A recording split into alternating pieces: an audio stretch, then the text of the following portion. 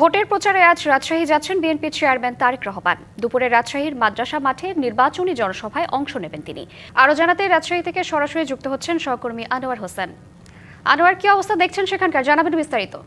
শ্রাবন্তী, এই রাজশাহী মাদ্রাসা মাঠ অর্থাৎ এখানে বিএনপি চেয়ারম্যান তারেক রহমানের আগমন অল্প কিছুক্ষণ পরেই, যদি বলি সুনির্দিষ্ট সময়, সেটি হচ্ছে যে তিনি রাজশাহীতে আসবেন, অর্থাৎ বিমানযোগে আসবেন।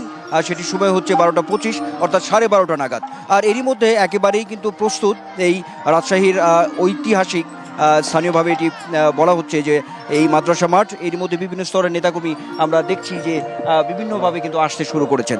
উৎসাহ উদ্দীপনার এতটুকু কমতি নেই, কারণ নিশ্চয়ই আপনি জানেন, খবরে বলছিলেন যে তিনি দীর্ঘ প্রায় 2 দশক পরে এই অঞ্চলে, অর্থাৎ স্বভাবত কারণই হচ্ছে তিনি প্রায় 17 বছর নির্বাসিত জীবন শেষে বাংলাদেশে এসেছেন। তো সেই জায়গা থেকে আসলে এই অঞ্চলে তিনি আসলে সেই ঘুরে ফিরে 20-22 বছর পরেই মূলত তার এই আগমন।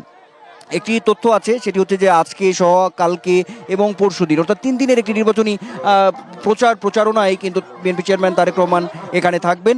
আজকে এই রাজশাহী মাদ্রাসা মাঠ এখানে জনসমাবেশে 2টা নাগাদ তিনি এখানে উপস্থিত হবেন এমন একটি তথ্য আছে, এবং সেই সঙ্গে আজকেই তিনি নওগাঁতে একটি জনসভায় অংশগ্রহণ করবেন এবং রাতে বগুড়াতে তার যে নিজ যে পৈতৃক ভিটা সেখানে তিনি যাবেন। নিশ্চয়ই আপনি জানেন যে তারেক রহমান এই বগুড়া থেকে, অর্থাৎ বগুড়া 6 থেকে তিনি নির্বাচনী একটি আসনে তিনি নিজে নির্বাচন করছেন, এবং সেখানেও আমাদের কাছে একটি তথ্য আছে আজকে রাতে যে সমাবেশটি তিনি করবেন, এবং আগামীকাল তিনি রংপুরে যাবেন বিকেলে শহীদ আবু সাঈদের কবর জিয়ারত করতে, এবং সেটির সময় হচ্ছে বিকেলবেলা 3:30-4টা নাগাদ। কিন্তু তারও আগে সকালে বগুড়াতে তার যে নিজ আসন সেখানে তিনি গণসংযোগ করবেন, এবং একটি তথ্য আমাদের কাছে আছে, কারণ তার যে সেইখানে যে তার যে নির্বাচনী যে কার্যালয় বগুড়াতে।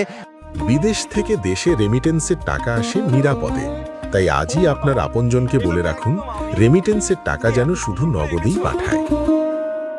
সেটিও কিন্তু একেবারেই খুব একদম ঢেলে সাজানো হয়েছে এমন একটি তথ্য আছে।